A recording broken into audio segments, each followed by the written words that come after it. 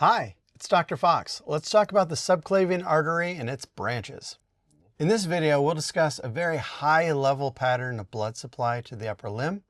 We'll talk about the subclavian artery, its parts and what defines them, and the branches of the first part and what they serve. We'll also talk about the axillary artery, its part, and what defines them.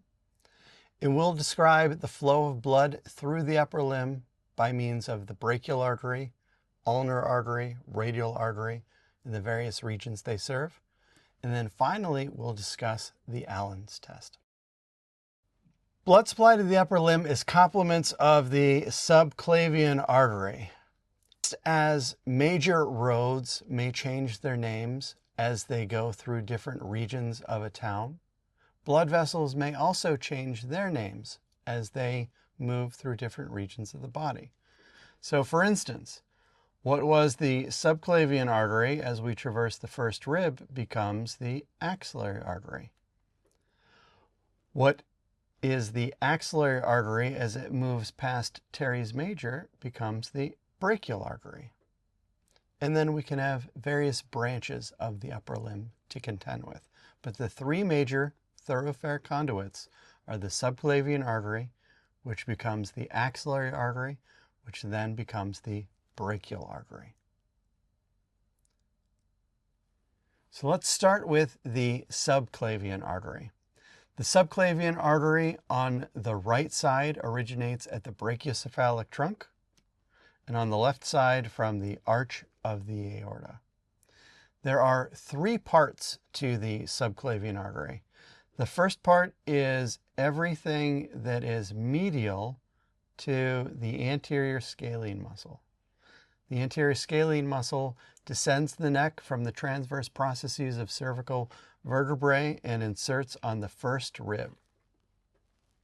Everything which is posterior to the anterior scalene muscle is the second part of the subclavian artery. And everything which is lateral to the anterior scalene muscle, but medial to the lateral aspect of rib 1, is the third part of the subclavian artery. So first, second, and third parts of the subclavian artery, all defined by their relationship to the anterior scalene muscle. Let's look at some of the parts of, or branches of the first part of the subclavian. So the first major branch is that of the vertebral artery. The vertebral artery is going to exit the first part of the subclavian artery, and it's going to head posteriorly towards the transverse foramina of the cervical vertebrae, specifically cervical vertebrae 6 through 1. And then they are going to enter through the foramen magnum of the cranium and come together as the basilar artery. So the vertebral artery is a major blood supply to the brain and the cranial cavity. The next major branch is running inferiorly. This is that of the internal thoracic artery. The internal thoracic artery is within the wall of the thorax, just lateral to the sternum, and it's going to give rise to the anterior intercostal branches, which are going to supply the lateral aspects and the anterior aspects of the thoracic wall. And then finally, we have the thyrocervical trunk. The thyrocervical trunk is going to have various branches to supply muscles of the shoulder, back, and neck, as well as an inferior thyroid branch, which supplies the thyroid gland, as well as the larynx with blood. Now, as we move from the third part of the subclavian artery, this vessel becomes the axillary artery. So after we move beyond that lateral border of rib 1, we're now in the axillary artery. And the axillary artery gets its name from the axilla, or the armpit, colloquially. So this continuation of the subclavian artery beyond the lateral margin of rib 1 has three parts. a first, a second, and a third part, and they're defined by their relationship to the pectoralis minor muscle. The pectoralis minor muscle is going to take its origin on the coracoid process of the scapula, and it's going to insert on the ribs laterally as such. And so everything between rib 1 and that medial aspect of the pectoralis minor muscle is the first part of the axillary artery. Everything behind pec minor is the second part of the axillary artery. And everything lateral to the pec minor and proximal or superior to teres major is the third part of the axillary artery. The axillary artery is going to supply the thorax as well as some of our deep back muscles with blood, as well as the shoulder joint, as well as proximal portions of the arm with blood. As we move beyond the teres major muscle, that brachial artery is going to take over. So subclavian artery to the lateral border of rib 1, where it becomes the axillary artery, and then the brachial artery after teres major. The brachial artery supplies the arm with blood, and it has a branch to supply the posterior aspect or posterior compartment of the arm called the deep brachial artery. That brachial artery descends along the arm, and it's going to have two branches, and they are going to arise in the popliteal fossa. These branches are the radial artery, which is going to be the lateral of the two, and the ulnar artery. The radial artery stays relatively superficial, whereas the ulnar artery is going to dive deep in the forearm. Now, these two vessels, and we can see the ulnar artery popping up there, are going to anastomose sometimes in the hand.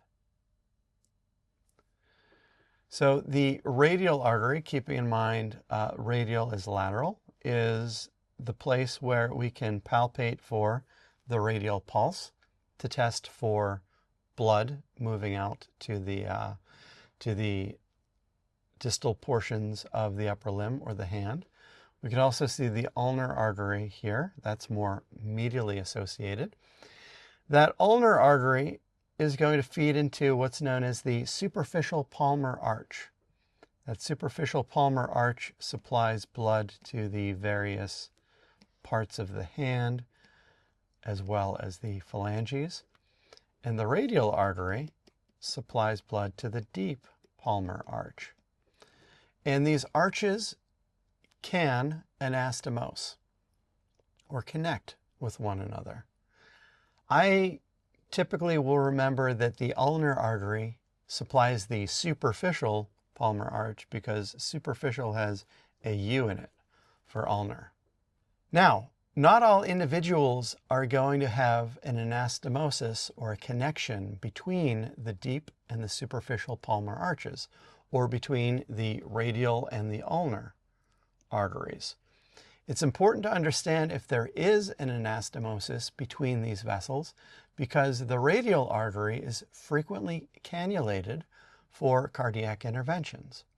And so if one were to cannulate the radial artery and there isn't a connection, then we risk blood supply for the thumb and great finger. Whereas if there is an anastomosis with the ulnar artery, then we can cannulate the radial artery or even harvest the radial artery to perform a cardiac artery bypass graft or a CABG.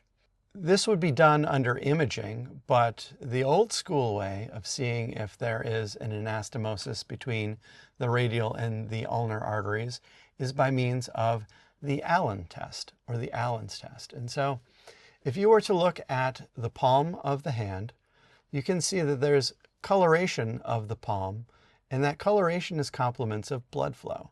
So if I were to squeeze my hand really tightly and then release it, you can see how that tissue was blanched, or it was white, and then it perfused with blood again and became red. So with the Allen test, what one does is they squeeze the hand and they apply pressure to where the radial and the ulnar arteries would run, and they release the pressure, and then they remove pressure from first the ulnar side, and you can see blood returns. And then you could repeat that with the radial side, and you can see the return of blood. If you release and you still have pressure on one vessel and you don't see the full perfusion of blood or the return of color to the palm, then that is a failed Allen's test, and you know that there is not an anastomosis between the radial and ulnar arteries. So let's take a look at the blood supply of the distal forearm and the hand. Already colored for us are the arteries here. So I am going to stay in green. So here we can see the radial artery in the lateral aspect of the wrist. So this is where the radial pulse would take. Here is the ulnar artery on the medial aspect of the wrist, and we can see the ulnar artery giving rise to the superficial palmar arterial arch, giving blood supply to the hand and the digits.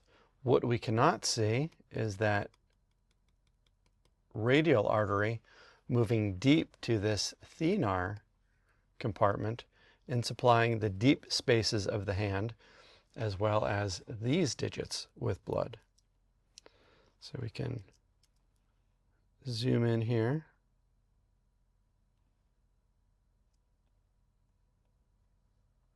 And get a good look at these vessels as they supply the hand with blood. So we've talked about the 10,000-foot view of blood supply to the upper limb. We've discussed the subclavian artery and the axillary artery, their parts, what defines their parts, and what regions they generally serve. And we've also talked about the brachial, ulnar, and radial arteries, as well as their branches and the regions they serve, and describe the Allen's test for you. Thank you so much for your time, and I look forward to talking to you in the next video.